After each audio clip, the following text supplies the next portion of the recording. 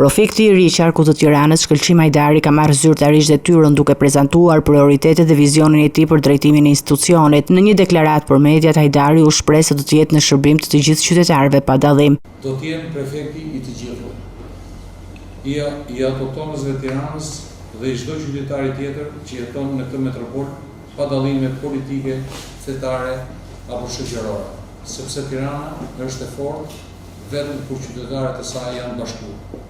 Hajdari theksoi se ligji do të jetë udhëtërfyes i vetëm në ushtrimin e detyrës, ndërsa bashkëpunimi me bashkitë dhe institucionet do të bëhet me pashmëri dhe respekt. Në ushtrimin e kësaj detyre, ligji do të jetë busolla ime e vetëm.